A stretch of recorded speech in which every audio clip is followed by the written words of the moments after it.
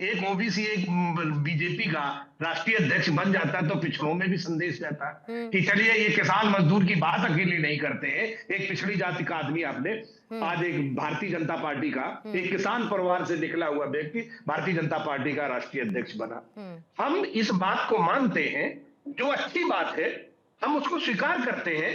आपने नौजवान एक व्यक्ति को लेके आपने जिम्मेदारी दी है, हुँ, अच्छी बात है, ये बहुत अच्छी बात है। लेकिन इस दौर में भी अगर ये कुछ बातें आ जाती और हम ये मानते कि हमेशा से भारतीय जनता पार्टी पे आरोप लगता रहा, साजिया इल्मी जी कितने अच्छे तरीके से कहती कि एक महिला को आज हुँ, भारतीय जनता पार्टी ने अपना अध्यक्ष चुना है। और दूसरी बात, मैं सुनील कौशिक साहब की बात हमारे भारतीय जनता पार्टी के साथी ने भी बढ़ाई। हुँ, आज बड़ा सवाल है, आंतरिक लोकतंत्र भारत के राजनीति के लिए ये समस्या, और ये बहुत सारे दलों में है, हम इस बात को स्वीकार करते हैं। आज पद पे कोई बैठा होता है, फैसले कोई लेता है, हुँ, और उससे जो है लोकतंत्र भी कमजोर होता है, इस बात से भी हम नकारते नहीं है। ये माननीय नितिन नवीन साहब कितने फैसले ले पाएंगे? आरएसएस से निकले हुए फैसलों पे ही मोहर लगाते रहेंगे। हुँ, इस देश के गरीब और अमीर के बीच में जो बढ़ती खाई है, उस पे भी क्या सवाल आएंगे? किसानों के मुद्दों पे भी क्या बहस होगी? और क्या भारतीय जनता पार्टी जो ये आज दावा करती है कि हम पिछड़ों की हुँ, बात करते हैं, दलितों की बात करते हैं, हुँ, हालांकि भले ही कायस्थ समाज से आते हो, क्या हुँ। जमीनी विमर्श को भी ऊपर लेके आ पाएंगे? ये भारतीय जनता पार्टी के अंदर होता दिखता नहीं है। हुँ, बाकी बात वक्त बताएगा। ठीक है। तो आपने फिर से आपने भी और सुभ्रांश जी ने भी मेरे जो इम्पोर्टेंट क्वेश्चन था सबसे पहले जो मैंने आप दोनों से पूछा, दोनों सवालों को आपने डॉज कर दिया कि क्या आपकी पार्टी में भी ऐसा दिन आएगा? ना कांग्रेस ने इस बात का जवाब दिया, ना समाजवादी पार्टी ने इस बात का जवाब दिया। अब निशांत जी मैं आपके पास आ जाती हूँ क्योंकि आप तो साथी पार्टी हैं और जाहिर है कि बिहार से क्योंकि ताल्लुक नितिन नबीन रखते हैं, तो ऐसे में कल भी मैंने इस बात का जिक्र किया था कि आप लोगों के लिए दोहरी खुशी का मौका है कि एक राज्य को रिप्रेजेंट करने वाले, वहां पर एक भूमिका निभाने वाले आज इस पद पर आकर बैठे। लेकिन आपको लगता है कि जब कोई भी पार्टी कार्यकर्ता आधारित हो जाए, उसके कार्यकर्ता को आने वाले समय में ऐसी बड़ी जिम्मेदारी मिलने का सौभाग्य हासिल हो सके, उसकी ये उम्मीद बढ़ जाए, तो ऐसे में जो क्षेत्रीय पार्टियां हैं वो भी इस मॉडल को अपनाने के लिए आगे बढ़ सकती हैं।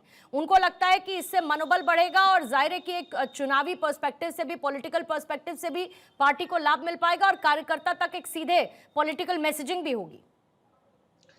पूर्णिमा जी, मेरी आवाज़ आ रही है? जी बिल्कुल आ रही है निशांत जी।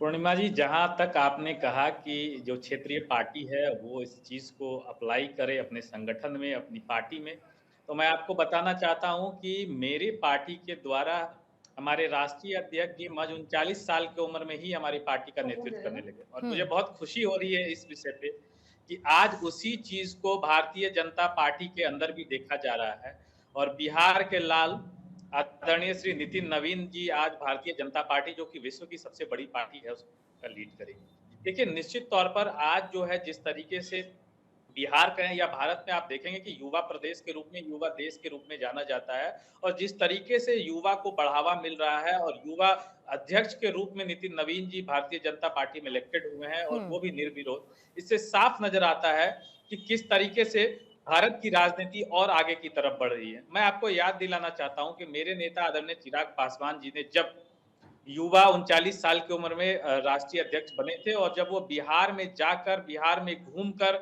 अपनी बातों को, अपने विज़न को रखा था, तो किस तरीके से बिहार की जनता ने उनके समर्थन में, उनके लिए अपना प्यार और आशीर्वाद दिखाया और आप देखेंगे कि हमारे 5 के 5 सांसद जीत स्ट्राइक कर रेट आए आपका और बढ़िया उसके रहा। बाद बिहार में भी हमारी हम्म जीत हुई। तो निश्चित तौर पर ये बड़ी चीज़ है। लेकिन मैं अभी सुन रहा था कांग्रेस के प्रवक्ता हमारे थे और समाजवादी पार्टी के भी प्रवक्ता भाई हमारे कह रहे थे।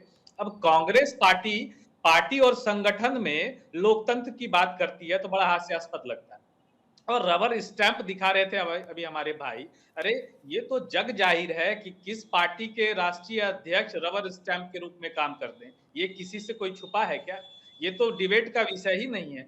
आपको इस चीज से दिक्कत हो रही है कि एक युवा, एक बिहारी अगर देश का नेतृत्व करने जा रहा है तो आपको परेशानी हो रही है। कांग्रेस पार्टी हमेशा से परेशानी में ही रहती है और यही कारण है कि आज कांग्रेस पार्टी कहां से बच के रह गई। अब मैं समाजवादी पार्टी की बात करूं पूर्णिमा जी, हम्म तो यही सदन लोकसभा का सत्र चल रहा था और माननीय गृह मंत्री जी ने कहा था, आपको याद होगा, हंसी मजाक में बातें चल रही थी, अखिलेश यादव जी को कहा था कि जाइए 25 साल तक आप अपने पार्टी के राष्ट्रीय अध्यक्ष रहेंगे। तो ये जवाब तो इनको देना चाहिए ना। देखिए, एनडीए के जितने भी घटक दल हैं, आप देखेंगे कि वो नेतृत्व पर और पार्टी कार्यकर्ताओं पर भरोसा करते हैं।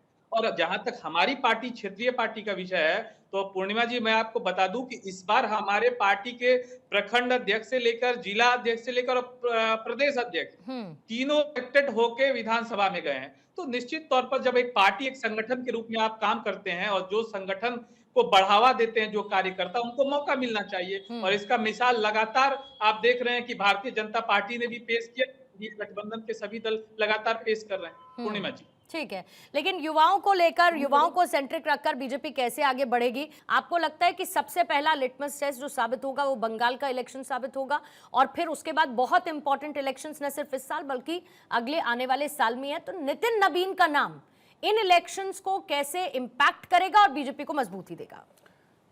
देखो पूर्णिमा जी, अभी एक सवाल उठा कि नड्डा साहब के नेतृत्व में 20 राज्यों में चुनाव जीता भारतीय जनता पार्टी ने। तो नेतृत्व का मतलब ये नहीं होता कि नेतृत्व के रूप में केवल उन्होंने फैसले लिए, ये पूरा देश जानता है। निश्चित तौर से नीचे से लेकर के बूथ अध्यक्ष से लेकर के, या कहें पन्ना प्रमुख से लेकर के राष्ट्रीय अध्यक्ष तक की भूमिका भारतीय जनता पार्टी देखती है। ये श्रेय दिया जा सकता है, लेकिन श्रेय बहुत ज़्यादा जेपी नड्डा साहब को नहीं मिला, केवल प्रधानमंत्री मोदी जी को मिला। प्रधानमंत्री मोदी जी की अध्यक्षता में चुनाव लड़ा गया, निश्चित तौर से उनका ही चेहरा हर चुनाव में रहा, न कि जेपी नड्डा का रहा। महत्वपूर्ण ये है कि यदि आपने यूथ को अध्यक्ष बनाया तो दो चीजें मैं इसमें देखता हूं। 47 साल की उम्र में राहुल गांधी को भी 2017 में राष्ट्रीय अध्यक्ष बनाया था, और 2019 में इस्तीफा देके वो चले गए। और कांग्रेस पार्टी का पहला राष्ट्रीय अध्यक्ष था जिसने खुद ही की पार्टी पर आरोप लगाए, और जब वो राष्ट्रीय अध्यक्ष बने तो उन्होंने पूरे देश के सामने ये कहा था कि यूथ की भागीदारी के तौर से मैं अपने राष्ट्रीय कार्यकारिणी में अधिक से अधिक संख्या बढ़ाऊंगा। नहीं बढ़ा पाए। दूसरे वर्तमान में जो राष्ट्रीय अध्यक्ष हैं खड़गे साहब, उन्होंने भी यही कहा जब चुनाव के लिए खड़े हुए थे कि यूथ की संख्या मेरी कार्यकारिणी में 50% से ज्यादा रहेगी। वो भी नहीं कर पाए। मैं वही बार बार कह रहा हूं इस बात को लेकर के कि जब नई राष्ट्रीय कार्यकारिणी बनेगी नितिन जी के नेतृत्व में, अभी भाजपा की कार्यकर्ता बता रही थी कि कम से कम पूरा राष्ट्रीय कार्यकारिणी में देखा जाए तो सबसे कम उम्र इस समय नितिन जी की है।